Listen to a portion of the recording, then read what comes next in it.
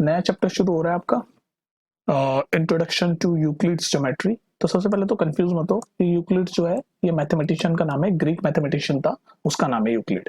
तो introduction to Euclid geometry, तो इसमें हमें है ना कुछ पोस्टुलेट्स, कुछ स्टेटमेंट वगैरह हमें याद करनी, ज्यादा बड़ा चैप्टर नहीं है। तो पोस्टुलेट एक इंग्लिश का वर्ड है जिसका मतलब होता है स्टेटमेंट, मतलब स्टेटमेंट या थ्योरी कुछ भी बोल सकते हो, मतलब थ्योरम, आसान भाषा में थ्योरम मान के चलो।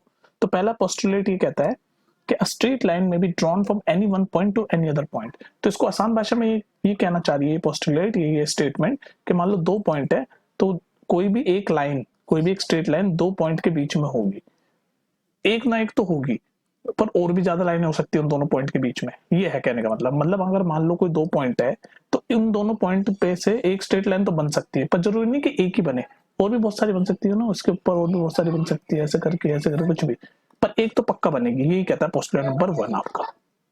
चलिए भाई सेकंड पोस्टुलेट पढ़ते हैं।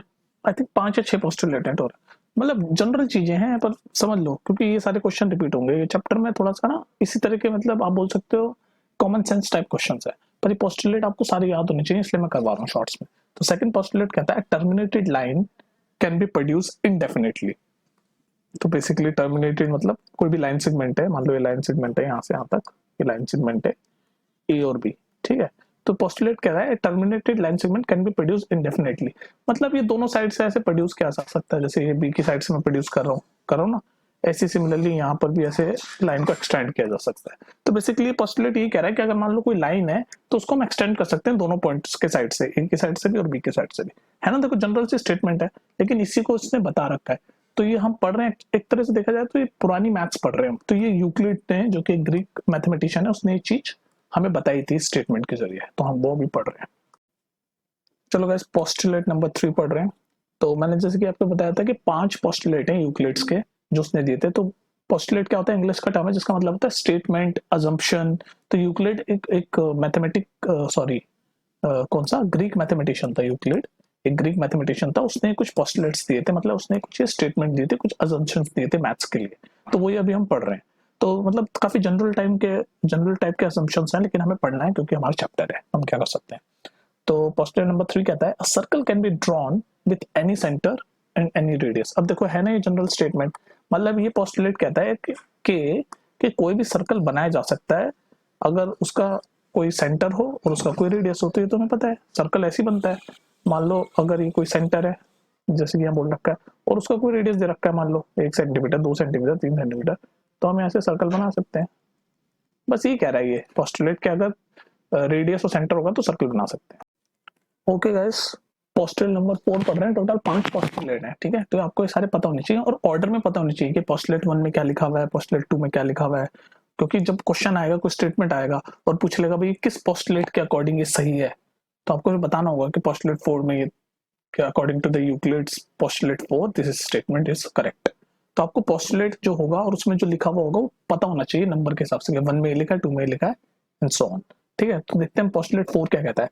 पोस्टुलेट 4 भी कहता है कि all right angles are equal to one another. सिर्फ इतनी सी बात कही है, तो आपको ये पता होना चाहिए कि पोस्टुलेट 4 में क्या लिखा हुआ है, all right angles are equal to one another, ठीक है। इसमें कुछ एक्सप्लेन करने की जरूरत नहीं है। राइट एंगल्स क्या होता है, राइट एंगल ट्रायंगल देखे ना आपने, तो all right angles are equal to one another. तो ये जो राइट एंगल है ये सारे इक्वल टू वन अनदर, एक दूसरे के इक्वल होंगे। तो पोस्टुलेट नंबर आपको याद होना चाहिए किस पोस्टुलेट में ये बात कही गई है। ओके गाइस लास्ट पोस्टुलेट पढ़ लो, और काफी इंपॉर्टेंट है, लंबा चौड़ा सा लिखा हुआ है, तो पढ़ते हैं पहले क्या लिखा है। If a straight line following on two straight lines and makes the interior angle on the same side of it taken together less than two right angles, then two straight lines if produced indefinitely meet on that side on which the sum of angles is less than the two right angles। बहुत confusing सी statement है, confusion सा हो रहा होगा। अब देखो आसान भाषा में मैं समझाता हूँ कि पोस्टुलेट कहता क्या है आपको, और काफी इंपॉर्टेंट है, गौर से सुन लेना। अब देखो सुनो ये क्या कह रहा है। ये पोस्टुलेट कहता है कि मान लो दो स्ट्रेट लाइन है, ये एल और एम जो मैंने ग्रीन से बना रखी है, उसके ऊपर एक और स्ट्रेट लाइन हम काटते हैं, ये पिंक वाली एन। तो अगर उसके इंटीरियर एंगल हम लेते हैं, ये इंटीरियर एंगल ये वाले होते हैं जो मैं बना रहा हूँ, एंगल 1 और 2, और इनका सम 180 से कम है। 180 से कम यानी कि दो राइट एंगल से कम है। एक राइट एंगल 90 डिग्री का होता है ना, तो दो राइट एंगल के सम से कम है, यानी 180 डिग्री से कम है। तो अगर इस वाली साइड को मैं ऐसे एक्सटेंड करता हूँ इन दोनों लाइनों को, तो ये कहीं ना कहीं किसी पॉइंट पे जाके ऐसे मीट हो जाएगी। बस ये कह रहा है, मीट हो जाएगी मतलब काट देगी। कौन सी वाली साइड, जो 180 डिग्री से कम आ रही है। ओके गाइस ये भी एक इंपॉर्टेंट कॉन्सेप्ट है इस चैप्टर का, एक्सियम 5.1 वैसे कुछ 7 एग्जाम्स हैं, वो मैं एक साथ लिख दूंगा, आप उनको पढ़ लेना, लेकिन एक अलग से एक एग्जाम 5.1 है, इसको समझ लो क्या कह रहा है ये। एग्जाम 5.1 कह रहा है given 2 distinct points there is a unique line that passes through them. मतलब अगर मान लो कोई 2 डिस्टिंक्ट पॉइंट है, ये पॉइंट ए है, ये पॉइंट बी है, तो ये कह रहा है सिर्फ एक यूनिक लाइन ही इन दोनों से पास थ्रू होगी। मान लो यूनिक लाइन ये है, तो 2 डिस्टिंक्ट पॉइंट पे एक ही यूनिक लाइन बनेगी। ये कह रहा है एग्जाम 5.1। और इसको कनेक्ट करो पोस्टुलेट 1 से। पोस्टुलेट 1 की वीडियो मैंने बनाई है, देख लेना प्लेलिस्ट में जाके। पोस्टुलेट 1 कहती थी स्ट्रेट लाइन में be drawn from any one point two any other point. उसमें उसने बस ये कहा है कि स्ट्रेट लाइन ड्रॉ हो सकती है 2 पॉइंटों के बीच में, पर एग्जाम 5.1 कहता है कि 2 पॉइंटों के बीच में एक यूनिक स्ट्रेट लाइन ही होगी, एक ही यूनिक होगी वो लाइन, ठीक है। तो उसमें पोस्टुलेट में वो कहता है कि there is one straight line, वो ये नहीं कहता कि एक बनेगी या ज्यादा बनेगी, पर ये कहते हैं एग्जाम 5.1 कहता है कि एक ही बनेगी। चलो गाइस, अब थोड़े से एग्जाम्स पढ़ लेते हैं, पोस्टुलेट हमने पढ़ के खत्म करे, अब एग्जाम्स पढ़ लेते हैं। तो एग्जाम्स आई थिंक 7 है। तो ये पहला एग्जाम्स क्या कहता है, यूक्लिड एक ग्रीक मैथमेटिशियन है, ठीक है, उसका नाम है यूक्लिड। तो यूक्लिड एग्जाम्स 1 कहती है, एग्जाम्स का मतलब भी स्टेटमेंट बोलो या पोस्टुलेट का दूसरा नाम बोल लो। तो कहता है पहली वाली एग्जाम कहती है things which are equal to the same thing are equal to one another. तो देखो ये क्या कह रहा है, things which are equal to the same thing are equal to one another. मतलब अगर मान लो A is equal to C और बी इक्वल टू सी, तो हम ये कह सकते हैं कि ए इक्वल्स टू बी। ये कह रही है स्टेटमेंट। पढ़ो उसको दोबारा कि things which are equal to the same thing, मतलब ये ए भी सी के बराबर है, बी भी सी के बराबर है, तो सेम थिंग के इक्वल है, तो ये दोनों आपस में भी इक्वल हो गए, और भी। ये कहा है इस एग्जाम ने, समझ गए। तो इस तरह की बातें हो रही है इसमें। अब देखो ये एग्जाम नंबर 2 क्या कहता है, इसको पढ़ो।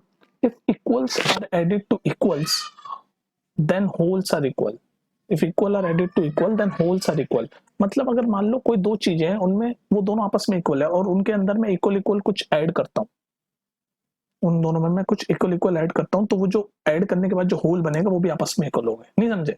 मान लो 2 चीजें हैं, मान लो ये ए है जो कि बराबर है बी के, ये दोनों आपस में इक्वल है, और इन दोनों में मैं इक्वली 5 ऐड करता हूँ, दोनों में, इसमें भी इसमें भी, तो क्या बनेगा, तो बनेगा a+5, और यहाँ पर क्या बनेगा b+5। तो ये जो होल बन गया इक्वल नंबर दोनों में ऐड करने के बाद, ये होल भी आपस में इक्वल होंगे। मतलब ये इसका सम a+5 और इसका सम b+5, ये दोनों आपस में भी इक्वल होंगे। तो ये कह रही है स्टेटमेंट के equals are added to equal, तो ए और बी दोनों इक्वल है, इसमें इक्वल 5-5 ऐड कर दिया तो उनका सम भी इक्वल हुआ।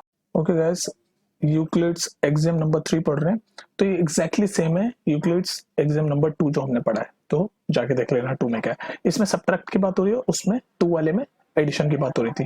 तो पढ़ते हैं क्या कह रहा है, if equals are subtracted from equals the remainders are equal. मतलब अगर मान लो कोई 2 चीजें हैं जो आपस में इक्वल है, जैसे ए और बी, इक्वल्स, और इनमें से कुछ सब्ट्रैक्ट हो रहा है कॉमनली, इसमें से भी इसमें से भी, तो जो रिमाइंडर आएगा यानी a-5 ये सब्ट्रैक्ट कर दिया हमने, इज इक्वल टू होगा b-5। मतलब ये भी इक्वल हो जाएगा। ये कह रही है वाली एग्जाम कि ये देखो ये ए और बी दोनों आपस में इक्वल थे, इसमें से हमने एक इक्वल नंबर, ये 5 इक्वल है ना, ए में से भी 5 सब्ट्रैक्ट कर रहे हैं, बी में से भी 5 सब्ट्रैक्ट कर रहे हैं। तो ये एग्जाम ये कह रहा है कि उसके बाद जो आंसर आएगा, जैसे a-5 और b-5, ये दोनों भी आपस में इक्वल होंगे, ठीक है। तो यही है, और एग्जाम नंबर 2 में यही बात एडिशन के बारे में कही गई थी। ओके गाइस, एग्जाम नंबर 4 क्या कहता है, things which coincide with one another are equal to one another. I think simple सी स्टेटमेंट है, आपको समझ आ रही होगी क्या है। मतलब कोई भी 2 चीजें हैं, मतलब 2 तरह की चीजें, मान लो ये एक स्क्वायर है, ठीक है, ये स्क्वायर 1 है, और ये पिंक वाला मैं सेम बनाने की कोशिश करता हूँ, बनानी, लेकिन समझ जाओ, इमेजिन करो दोनों बिल्कुल सेम है, स्क्वायर 2। तो ये दोनों सेम अगर होंगे ना, तो अगर मैं इसको एक के ऊपर एक रखूंगा, मान लो अगर इस येलो वाले स्क्वायर के ऊपर मैं ये पिंक वाला स्क्वायर रखूंगा ना, अगर ये इक्वल होंगे तो एक के ऊपर एक बिल्कुल एग्जैक्टली आ जाएंगे। बस ये कह रहा है ये स्टेटमेंट। ये तो जनरल सी बात है, इसमें सोचने का और इतना वो है नहीं कि अगर ये दोनों आपस में इक्वल होंगे, तो अगर एक के ऊपर एक रखूंगा मैं, मतलब सुपर इम्पोज करूंगा एक के ऊपर एक, तो ये बिल्कुल एग्जैक्टली आ जाएंगे। तो ये स्टेटमेंट ये कह रही है कि अगर 2 चीजें आपस में कोइंसाइड कर रही हैं, तो इसका मतलब वो एक दूसरे के बराबर है, तो चाहे वो कोई सी भी शेप हो, स्क्वायर हो या कुछ और। Okay guys, so exam number 5 आपकी क्या कहती है, एक छोटा सा स्टेटमेंट है, the whole is greater than the part. क्या है इसका मतलब अगर मान लो कोई भी चीज है, कोई भी चीज मान लो ये कोई पिज्जा है, पिज्जा के एग्जांपल से समझाता हूँ। तो ये पिज्जा होल है और ये एक पिज्जा का एक छोटा सा पार्ट है, ये ब्लू वाला। तो बस ये कह रहा है ये जो होल है, या मतलब ये जो व्हाइट वाला है, ये हमेशा इस पार्ट से बड़ा ही होगा। तो ये तो एक तरह से कॉमन सेंस वाली चीज है, लेकिन यही एग्जाम है, यही आपको बताना चाह रहा है। और इसी चीज से हमें ग्रेटर देन और लेसर देन वाली चीज मिलती है इसी एग्जाम से, क्योंकि यूक्लिड तो बहुत पहले आया था ना, ग्रीक मैथमेटिशियन से, उसने ये सब स्टेटमेंट बोली थी। तो उसी स्टेटमेंट के थ्रू फिर हमने हजारों चीजें कंक्लूड की आगे लाइफ में, मैथ्स में, राइट। तो ये बहुत इंपॉर्टेंट स्टेटमेंट है, the whole is greater than the part. तो किसी भी चीज का जो होल होता है वो बड़ा होता है उसके पार्ट से। तो ये एक होल पूरा सर्कल व्हाइट, ये बड़ा होगा ब्लू वाले से। तो बस ये एक स्टेटमेंट है। ओके गाइस, ये वाला एग्जाम पढ़ो, 6 axiom. Things which are double of the same things are equal to one another. थोड़ी कंफ्यूजिंग से लग रही है पर है नहीं। देखो, things which are double of same things, मान लो कोई एक चीज है, मान लो ये ए है, ठीक है, और ये बी है, ठीक है, ये दोनों है, और ये दोनों, और एक ये सी है, और हमें ये बता रखा है कि जो ए जो है वो सी का डबल है, मतलब ए इज इक्वल टू 2c होगा। सिमिलरली जो बी है वो भी सी का डबल है। तो ये दोनों सी से डबल डबल है, ए भी डबल है सी से, बी भी डबल है सी से। तो हम ये कह सकते हैं कि ये दोनों भी आपस में बराबर होंगे। बेसिकली ये कह रहे हैं। नहीं, ये बात समझ में? दोबारा सुनो, मान लो ये दो चीजें हैं, कोई है, एक चीज ए है, एक चीज बी है, और ये तीसरी चीज सी है। और ये जो ए है ये सी से डबल है, ये लिखा हुआ मैंने, और ये जो बी है ये भी सी से डबल है। तो हम कह देंगे कि ये ए और बी भी आपस में बराबर है। बस ये स्टेटमेंट। ओके गाइस, सो ये लास्ट यूक्लिड एग्जाम है, उसके बाद हम सीधे क्वेश्चंस पे चलेंगे 5.1 के। तो ये वैसे इतना इंपॉर्टेंट नहीं है 6 और 7, लेकिन चलो इंपॉर्टेंट नॉन इंपॉर्टेंट क्या है सारा पता होना चाहिए आपको। तो ये लास्ट एग्जाम पढ़ते हैं हम, Euclid. Things which are half of the same thing are equal to one another. ये एग्जैक्टली सेम है जो हमने 6th पढ़ा है, तो 7th है ना, उसमें डबल की बात हो रही थी, इसमें हाफ। तो मैं रिकमेंड करूंगा पहले 6th देख लो। तो ये क्या कहता है, things which are half of the same thing. तो मान लो कोई दो चीजें हैं, एक ए है और एक बी है, ठीक है, और एक तीसरी चीज है सी। और ये दे रखा है कि जो ए है ना ये हाफ है सी के, और सिमिलरली ये भी दे रखा है कि जो बी है ये भी हाफ है सी के। तो ये ए और बी दोनों हाफ हाफ है सी के। तो हम ये कह देंगे कि ए और बी आपस में इक्वल है। यही कह रही है स्टेटमेंट। बताओ समझ आया कि नहीं आया? वही है सेम जैसे एग्जाम नंबर 6 में था ना, उसमें डबल की बात हो रही थी कि डबल था, इसमें हाफ है कि ए और बी अगर आपस में कोई दो चीजें हैं और सी कोई तीसरी चीज है, और ए हाफ है सी से और बी भी हाफ है सी से, तो ए और बी दोनों आपस के इक्वल हो जाएंगे। चलिए गाइस, एक्सरसाइज 5.1 शुरू हो गई। बहुत सारे हमने कॉन्सेप्ट पढ़ लिए, अब डायरेक्ट क्वेश्चंस पे चलते हैं। तो पहला क्वेश्चन है ट्रू और फॉल्स, जिसमें पहली स्टेटमेंट है, यानी पहला क्वेश्चन है फर्स्ट का first, only one line can pass through a single point. True और फॉल्स बताइए क्या होगा? Only one line can pass through a single point. भाई ये एक सिंगल पॉइंट है और ये क्वेश्चन कह रहा है कि सिर्फ एक ही लाइन पास होगी। अरे एक पॉइंट से तो बहुत सारी इन्फिनाइट लाइनें पास हो सकती है, देखो कितनी बनाते जाओ। तो इसका आंसर है ओनली वन लाइन, नहीं ये तो फॉल्स हो गया। इन्फिनाइट लाइन पास हो सकती है सिंगल पॉइंट से, तो इसका आंसर हो गया फॉल्स। चले नेक्स्ट पे। ओके गाइस, सो फर्स्ट का सेकंड पार्ट देखते हैं। There are infinite number of lines which pass through the two distinct points. तो देखो भैया, ये चल रही एक्सरसाइज, मैं कॉन्सेप्ट आपको पहले पूरे पढ़ा चुका हूँ। तो मैं ये क्वेश्चन सॉल्व करते समय ये मान के चल रहा हूँ कि आपको पोस्टुलेट एक्सियम्स जो मैंने सारे बताए वो पता है, तो मैं जल्दी जल्दी सॉल्व करूंगा। ठीक है, रॉकेट स्पीड कोर्स चल रहा है आपका। तो ये डायरेक्ट फॉल्स हो जाएगी स्टेटमेंट, क्योंकि हमारी जो एक्सियम नंबर कौन सी थी 5.1 में ये डायरेक्टली लिखा हुआ था कि दो पॉइंट के बीच में एक यूनिक ही लाइन बनेगी, और ये कह रहा है कि इनफिनाइट नंबर ऑफ लाइन बन जाएगी। तो इसका मतलब ये हो गया स्टेटमेंट फॉल्स। कैसे? एग्जाम 5.1 से। ठीक है, देख लेना एग्जाम 5.1, अगर आपको याद नहीं है तो चेक कर लेना। उसमें ये लिखा हुआ है कि अगर दो पॉइंट हैं तो उन दोनों पॉइंट के बीच में एक यूनिक लाइन ही बनेगी, मतलब एक ही लाइन बनेगी, और ये कह रहा है इनफिनाइट नंबर ऑफ लाइन्स बनेगी। तो ये फॉल्स हो गया। चलिए गाइस, तो अब हम देख रहे हैं थर्ड क्वेश्चन, फर्स्ट का third part. A terminated line can be produced indefinitely on both the side। तो भैया पहले मैंने बोला है क्वेश्चंस को अटेम्प्ट करने से पहले सारे पोस्टुलेट और एग्जाम याद होने चाहिए। तो पोस्टुलेट नंबर 2 में ये डायरेक्टली लिखा हुआ है कि कोई भी एक लाइन है उसको हम ऐसे मतलब इन्फिनिटली दोनों बोथ साइड पे एक्सटेंड कर सकते हैं। और वो ये पूछ रहा है कि टर्मिनेटेड लाइन, ये टर्मिनेटेड लाइन है, उसको हम दोनों तरफ से एक्सटेंड कर सकते हैं। तो ये कह रहा है प्रोड्यूस ऑन बोथ साइड्स। तो इसका आंसर होगा यस, ट्रू, वी कैन कर सकते हैं। और कैसे? पोस्टुलेट 2 से हमने कर दिया प्रूव। तो पोस्टुलेट 2 में डायरेक्टली लिखा हुआ है terminated line can be produce indefinitely on both the side. तो सारे पोस्टुलेट याद कर लेना, मैं बार बार कितनी बार बोलूं, ठीक है? कर लो फटाफट, वरना ये क्वेश्चंस करने का कोई फायदा नहीं है, पहले उनको देख लो और उसके बाद ही। ओके गाइस, ये देखो fourth part, if two circles are equal then their radii are equal. तो देखो एक यूक्लिड्स एग्जाम थी नंबर 4, एग्जाम नंबर 4, उसमें लिखा हुआ था कि अगर if two things are equal, अगर दो चीजें इक्वल है तो वो एक दूसरे के ऊपर कोइंसाइड करी जा सकती है। मतलब अगर कोई चीजें इक्वल है तो अगर एक के ऊपर एक रखेंगे, सुपर इम्पोज करेंगे तो बिल्कुल परफेक्टली आएगी। तो ये वही कह रहा है कि भाई दो सर्कल इक्वल हैं, तो दो सर्कल अगर इक्वल होंगे तो यानी कि बिल्कुल परफेक्टली एक के ऊपर एक आएंगे। जैसे एक के नीचे मान लो ग्रीन रखा है और उसके ऊपर मान लो ये पिंक रखा है, तो बिल्कुल एग्जैक्टली ऊपर आएंगे एकदम ऐसे। तो जब एग्जैक्टली ऊपर आएंगे तो उनका सेंटर भी एक के ऊपर एक होगा और रेडियस भी एक के ऊपर एक होगा। तो इसका मतलब आंसर होगा इसका ट्रू। और किससे? इससे यूक्लिड एग्जाम नंबर 4 में इसके बारे में लिखा हुआ है। ठीक है, समझ आ गया ना? सारे एग्जाम पोस्टुलेट तो याद होने चाहिए आपको। Okay guys, so first question का फिफ्थ पार्ट ट्रू और फॉल्स हमें बताना है। तो ये तीन लाइनें हैं ए बी पी क्यू और एक्स वाई, और क्वेश्चन में दे रखा है कि A B is equal to P Q and P Q is equal to X Y. तो कह रहा है then A B is equal to X Y. तो क्या ये ट्रू और फॉल्स है? तो अगर आपको एग्जाम सारे याद होंगे तो एक होता है Euclid exam number 1, exam number 1, उसके हिसाब से हम ये बोल सकते हैं कि ट्रू है, क्योंकि उसमें डायरेक्टली लिखा हुआ है कि अगर कोई चीज, कोई एक चीज दूसरे के इक्वल है और वो दूसरी चीज भी उसके इक्वल है तो पहली और तीसरी इक्वल हो जाती है। For example A is equal to B, है ना, और B is equal to C, तो हम बोल सकते हैं कि A is equal to C. तो यहाँ पर वही तो केस चल रहा है, A B is equal to P Q, P Q is equal to X Y, तो A B is equal to X Y. ठीक है, तो इस तरह से हमने प्रूव कर दिया। ये यूक्लिड एग्जाम नंबर 1 में ये डायरेक्ट स्टेटमेंट लिखी हुई है कि things which are equal to the same things are equal to one another. Things which are equal to the same thing are equal to one another.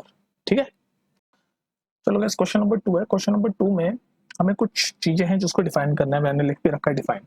तो इसमें parallel line, perpendicular line, इस तरह की चीजों को हमें डिफाइन करना है। और क्वेश्चन में ये भी लिखा हुआ है कि अगर इन चीजों को डिफाइन करने के लिए कुछ और चीजें भी चाहिए तो वो भी बताओ। तो कुछ और चीजें जो चाहिए होती है वो होती है प्लेन, डॉट और लाइन। पर मैं एक्सप्लेन नहीं करूंगा, मैं मान के चल रहा हूँ कि आपको आती है। तो हम डायरेक्ट आते हैं पैरेलल लाइन पे। तो पैरेलल लाइन को समझने का सबसे आसान तरीका है कि मान लो ये एक लाइन है एल और दूसरी लाइन दूसरे कलर से लेते हैं, ये लाइन है एम।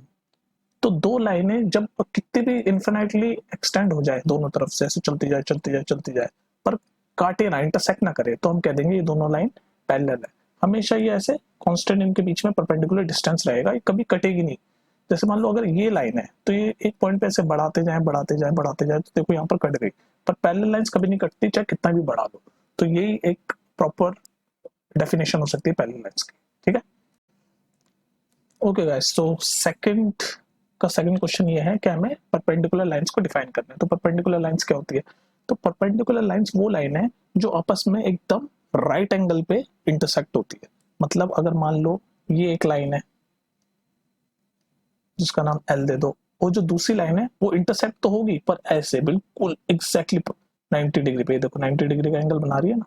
मान लो ये वाली लाइन एम है, ये पिंक वाली, तो ये इंटरसेक्ट हो रही है यहाँ पर, ये देखो काटती भी जा रही है ना, लेकिन ये 90 डिग्री पे काट रही है। तो ऐसी दो लाइनें जो बिल्कुल एकदम 90 डिग्री पे काटे एक दूसरे को एकदम, तो उस लाइनों को हम बोल देते हैं कि they are perpendicular to each other. तो हम ऐसे बोल सकते हैं कि L and M are perpendicular. Perpendicular का एक शॉर्ट ऐसे भी लिख सकते हैं, perpendicular to each other, to each other. ठीक है, हम ऐसे लिख सकते हैं।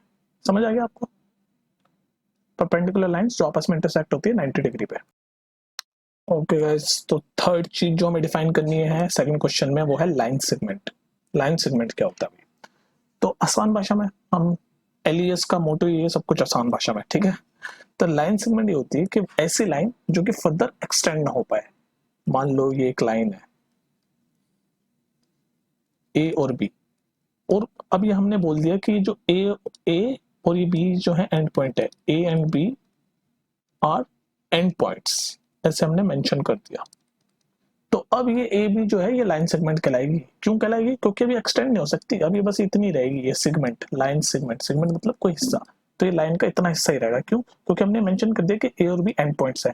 तो लाइन सेगमेंट में हमेशा एंड पॉइंट्स होते हैं, फिर उस एंड पॉइंट से वो लाइन फर्दर एक्सटेंड नहीं हो सकती, मतलब इतनी ही रहेगी, वो एक्सटेंड नहीं हो सकती है। तो जो लाइन एक्सटेंड ना हो पाए उसे हम कहते हैं लाइन सेगमेंट, और उसमें होते हैं एंड पॉइंट्स। ठीक है, ओके गाइस, तो फोर्थ चीज हमें जो सेकंड क्वेश्चन में डिफाइन करनी है वो है रेडियस ऑफ अ सर्कल। तो रेडियस ऑफ अ सर्कल का एक्चुअली डेफिनेशन क्या है, क्या बोलेंगे हम? तो ये एक सर्कल है, ठीक है, ये इसका सेंटर पॉइंट है। तो रेडियस ऑफ अ सर्कल की डेफिनेशन ये होगी कि सेंटर से वो लाइन जो ये सर्कमफ्रेंस है, सर्कमफ्रेंस मतलब ये जो बाउंड्री है ना, सर्कमफ्रेंस मतलब ये जो बाउंड्री है सर्कल की, इसको सर्कमफ्रेंस बोलते हैं। तो वो लाइन जो सेंटर से किसी भी सर्कमफ्रेंस को टच करे उसे रेडियस बोलते हैं। ये भी रेडियस है क्योंकि सेंटर से जा रही है और ये सर्कमफ्रेंस पे टच कर रही है, उसके बाद ये भी रेडियस है। हर वो लाइन रेडियस है जो सेंटर से जा रही है और सर्कमफ्रेंस से टच कर रही है, ये भी रेडियस है, ये भी रेडियस है, ठीक है। तो रेडियस ऑफ अ सर्कल ये वही होता है कि जो सेंटर से जाए और सर्कमफ्रेंस पे टच कर दे, तो उसको हम बोलते हैं radius of a circle. This is the easiest definition, ठीक है।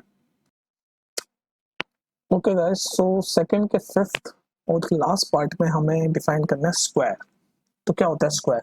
तो हमें पता है स्क्वायर में सबसे पहले तो चार साइड होती है, सिर्फ चार। मैं स्क्वायर ठीक से यार बना नहीं पा रहा। स्क्वायर ऐसे होता है, बिल्कुल बराबर बराबर लाइन होती है सारी, ऐसे इसको विजुलाइज करो, ये सब बराबर है। तो स्क्वायर को हम बोल सकते हैं एक क्वाड्रिलेटरल। क्वाड्रिलेटरल क्यों? क्वाड्रिलेटरल वो सारी चीजें होती है जिसमें चार ये भुजाएं होती है, चार लाइनें, ठीक है। तो स्क्वायर इज अ क्वाड्रिलेटरल जिसकी सारी साइड इक्वल है, ये भी एक्स है, ये भी एक्स है, सब बराबर है और सबके एंगल भी बराबर है, 90 90 90 और 90। तो ये है डेफिनेशन स्क्वायर की। क्या है डेफिनेशन स्क्वायर की? A square is a quadrilateral in which all the sides are equal and all the internal angles are 90 degree. दोबारा रिपीट करूं, a square is a quadrilateral in which all the sides are equal and all the angles are 90 degree. Okay guys, so ये third question आप देख लो, ये है ना समझने वाला क्वेश्चन है, तो मैं इसमें सिर्फ बोलूंगा, ज्यादा लिखूंगा नहीं, तो आप सुनते रहना मेरा एक एक वर्ड में क्या बोल रहा हूँ। तो ये लंबा चौड़ा सा क्वेश्चन है, दो पोस्टुलेट दे रखे हैं, फर्स्ट एंड सेकंड, और नीचे येलो में लिखा हुआ है do this postulate contain UD. UD मतलब अनडिफाइंड टर्म्स, हमें ये बताना क्या ये अनडिफाइंड टर्म रखता है पोस्टुलेट में। तो इसका आंसर होगा यस, अनडिफाइंड टर्म्स तो बहुत सारे हैं। क्यों? इसमें देखो फर्स्ट स्टेटमेंट क्या लिखा है, given any two distinct point A and B there exist a third point C which is between A and B. तो भाई दो पॉइंट ए एंड बी है, तो थर्ड पॉइंट सी कहाँ पर है, लाइन पे है या लाइन के अबव है, मतलब यहाँ है यहाँ है, ये नहीं बता रखा। तो इसका मतलब अनडिफाइंड टर्म तो है यहाँ पर, मतलब उन्होंने मेंशन नहीं कर रखा। उसके बाद कंसिस्टेंट तो ये है, इस पूछा क्या ये पोस्टुलेट कंसिस्टेंट है? कंसिस्टेंट है, हाँ कंसिस्टेंट है, एक सिचुएशन के लिए कंसिस्टेंट है। अगर हम लाइन सेगमेंट मान लें ए और बी, तो हम बोल सकते हैं कि भाई ये पॉइंट सी यहाँ पर होगा। अगर लाइन सेगमेंट पे वो बता देंगे कि लाइन पे ऐसी पॉइंट, या फिर बता दे कि भाई ये पॉइंट लाइन ए और बी है और पॉइंट इन दोनों के बीच में कहीं और है, प्लेन में यहाँ है, तो ये कंसिस्टेंट हो सकता है। तो हम बोल देंगे yes it is consistent in this two situation, एक सिचुएशन इसमें और एक सिचुएशन इसमें, ठीक है। यहाँ तक आई होप आपको बात समझ आ गई होगी। अच्छा जी, दूसरी बात चलती है इसमें कि ये पूछा है, कुछ चीज पूछ रहा है कि क्या ये जो दोनों पोस्टुलेट लिखे हैं क्या ये यूक्लिड पोस्टुलेट को फॉलो कर रहे हैं? तो इसका आंसर होगा नहीं, ये यूक्लिड पोस्टुलेट को नहीं फॉलो कर रहे, बल्कि यूक्लिड एग्जाम को फॉलो कर रहे हैं। और कौन सी एग्जाम? Exam number 5.1। तो ये थोड़ा सा बोलने वाला और समझने वाला क्वेश्चन है, तो इसको 2-3 बार सुन लेना, आपको समझ आ जाएगा मैंने क्या बोला है। ओके गाइस, तो फोर्थ क्वेश्चन देखते हैं। Point C lies between a line A B, जैसे मैंने बना रखा है, तो और A C is equal to B C भी गिवन है, तो प्रूव करना है A C is equal to half A B. तो A C is equal to B C तो गिवन ही है। अब आप क्या करो, दोनों साइड ए सी कर दो। क्यों? यूक्लिड्स एक्सियम 2 में लिखा हुआ है कि अगर equals are added to both side तो वो इक्वल ही रहता है, यूक्लिड्स एक्सियम 2 में। तो दोनों साइड में ए सी कर रहा हूँ ऐड, तो इधर जब ए सी करूंगा तो 2 ए सी हो जाएगा, और इधर ए सी ऐड करूंगा तो A C plus B C कितना हो जाएगा, ए सी प्लस बी सी पूरा ए बी हो जाएगा। और यहाँ से हम सॉल्व कर देंगे कि ए सी इज इक्वल टू, ये 2 उधर जाके डिवाइड हो जाएगा, हाफ ए बी। और ये तो प्रूव करना था, कर दिया हमने, कोई दिक्कत? बताओ।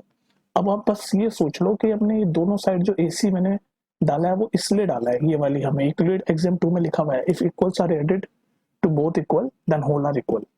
ओके गाइस, क्वेश्चन नंबर 5 देखो। क्वेश्चन नंबर 5 आपका कहता है prove that every line segment has only one and only one mid point, मतलब एक ही मिड पॉइंट होगा। तो हम इसको रिवर्स अजम्पशन से सॉल्व करने की कोशिश करते हैं। रिवर्स अजम्पशन ने क्या लिया, क्वेश्चन कहता है कि एक ही मिड पॉइंट होगा, हमने दो मिड पॉइंट ले लिए, एक तो ये सी और डी। अज्यूम कर लिया हमने कि both C and D are mid points, ठीक है, अज्यूम कर लिया। तो अज्यूम कर लिया सी मिड पॉइंट है तो A C half A B होगा, ये क्वेश्चन फर्स्ट मान लिया भैया, मिड पॉइंट है तो हाफ ही होगा पूरी लाइन के अगर सी। और सिमिलरली डी भी मिड पॉइंट हमने अज्यूम किया है, ये दोनों। तो एडी भी हाफ होगा एबी के, ठीक है यहाँ तक ठीक है। अब इन दोनों इक्वेशन में से सेकंड में से फर्स्ट माइनस कर दो, तो सेकंड में से जब फर्स्ट माइनस करेंगे राइट हैंड साइड वाला तो जीरो हो गया, half AB minus half AB, तो लेफ्ट वाला बचेगा AD minus AC equals to zero. अब ये देखो एडी यहाँ तक है, ये पूरा ये जो मैं व्हाइट कर रहा हूँ, और एसी है ऑरेंज, तो जब एडी माइनस एसी कर रहे हैं तो जीरो कैसे आ रहा है, ये तो कुछ और आना चाहिए, तो जीरो आ रहा है, इसका मतलब यही है कि सी और डी एक ही पॉइंट होने चाहिए, और एक ही पॉइंट है यानी कि मिड पॉइंट एक ही होता है, हमने प्रूव कर दिया। ओके गाइस, क्वेश्चन नंबर 6 देखो। ओह अच्छा, ये एक लाइन दे रखी है और हमें दे रखा है AC is equal to BD, और हमें प्रूव करना है कि AB is equal to CD, AB is equal to CD हमें प्रूव करना है, ठीक है। AB is equal to CD, तो AB क्या है, AB इज पहले तो हमें ये तो दे रखा है given AC is equal to BD, तो AC क्या है, AC यहाँ से यहाँ तक है, तो यानी AC AB प्लस BC है, तो इस AC की जगह में AB प्लस BC लिख सकता हूँ। सिमिलरली BD क्या है, BD मैं पिंक से कर रहा हूँ, यहाँ से यहाँ तक है, तो BD क्या है, ये BC प्लस CD है, तो यहाँ पर मैं BC प्लस CD लिख देता हूँ BD की जगह। अब क्या है, इन दोनों में से BC BC काट दो। अब आप पूछो क्यों काट दो, तो एग्जाम नंबर 3 हमारा क्या कहता है, एग्जाम नंबर 3 के when equals are subtracted from equals then the remainders are equal, axiom number 3। तो BC BC दोनों इक्वलों में से मैंने इक्वल एक ही चीज काट दी, तो क्या बचा हमारा AB is equal to CD, और ये तो प्रूव करना था, हो गया है ना prove. Okay guys, last question देखते हैं, एक्सरसाइज 5.1 का 7 question, why is axiom 5 is considered as universal truth. तो पहले तो आपको पता होना चाहिए यूक्लिड एग्जाम 5 क्या होती है। The greater the whole is greater than the part, the whole is greater than part, तो ये होता है यूक्लिड एग्जाम 5। इसका मतलब क्या है कि द होल हमेशा ये हर सिचुएशन में अप्लाई होती है वाली स्टेटमेंट, इसलिए इसको हम यूनिवर्सल ट्रूथ बोलते हैं। जैसे मान लो ये पिज्जा येलो और इसका एक ही मैंने स्लाइस ले लिया, तो ये जो पूरा पिज्जा येलो है ये हमेशा स्लाइस से तो बड़ा ही रहेगा, और इसी तरह हर सिचुएशन में ये अप्लाई हो सकता है। भाई ये एक पूरा बड़ा सा पिज्जा है, मान लो ये पिज्जा है, pizza pizza I don't like pizza, ठीक है, तो ये पिज्जा है और उसका एक ही स्लाइस है, तो ये पिज्जा हमेशा स्लाइस से तो बड़ा ही होगा क्योंकि ये पिज्जा होल है और स्लाइस एक छोटा सा पार्ट है। तो बस ये स्टेटमेंट हर जगह अप्लाई होती है, इसलिए हम कहते हैं कि ये एक यूनिवर्सल ट्रूथ है, ठीक है। तो गाइस एक्सरसाइज 5.2 को चलने से पहले एक छोटा सा कॉन्सेप्ट है वो पढ़ लेते हैं। कॉन्सेप्ट का नाम क्या है, ये ऑरेंज से मैंने लिखा है, equivalent version of Euclid's fifth postulate. तो पहले आपको फिफ्थ पोस्टुलेट पता ही है, फिफ्थ पोस्टुलेट पे दो लाइन का इंटरसेक्टिंग का अगर 180 डिग्री से कम होता है तो उनको अगर एक्सटेंड करो तो मीट कर जाती है, उसको बोलते हैं। तो इसका नाम है equivalent version of Euclid fifth postulate. तो ये क्या कहता है, for every line L and for every point P not lying on L, there exists a unique line M passing through P and parallel to L। तो ये लंबा चौड़ा है, मैं समझाता हूँ आसान भाषा में।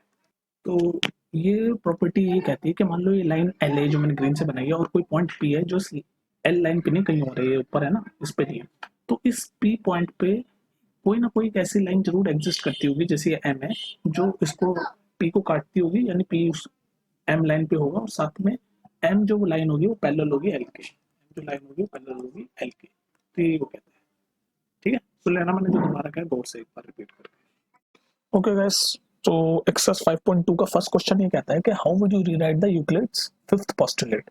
तो मैं उम्मीद कर रहा हूँ आपको फिफ्थ पोस्टुलेट पता होगा। फिफ्थ पोस्टुलेट ये कहता है कि मान लो ये दो लाइन है, ये L और M जो मैंने बना रखी है, और उसके ऊपर एक और लाइन से इंटरसेक्ट कर रही है ऑरेंज वाली N।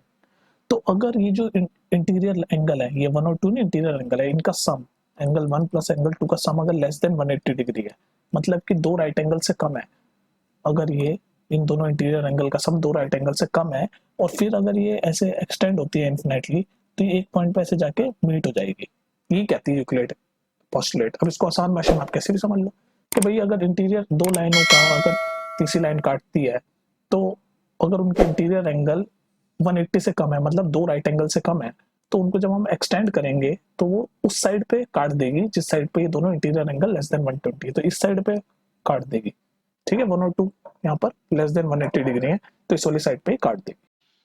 Okay guys, so last question है एक्सरसाइज 5.2 का, does Euclid's fifth postulate imply the existence of parallel lines. तो फिफ्थ पोस्टुलेट आपको पता होना चाहिए, वो ये कहता है कि अगर दो लाइन है जैसे L और M और तीसरी लाइन N काटती है, तो इनके अगर ये जो इंटीरियर एंगल है ये 1 और 2, इनका सम अगर लेस देन 180 डिग्री है तो ये कहीं एक्सटेंड होके कट जाएगी।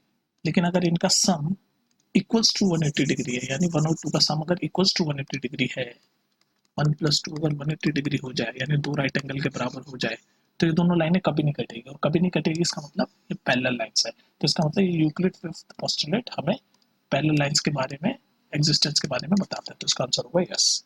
आई होप आपको समझ आ गया होगा। यूक्लिड फिफ्थ पोस्टुलेट ये कहती है कि ये दो लाइनें हैं और जो तीसरी लाइन जब काटती है तो और उनके अगर इंटीरियर एंगल का सम यानी एंगल 1+2 का सम 180 से कम है तो जिस साइड पे 1 और 2 एंगल है ना उस साइड पे वो कट जाएगी, लेकिन अगर बराबर 180 आ गया तो वो कभी नहीं कटेगी, और कभी नहीं कटेगी मतलब पैरेलल लाइंस है।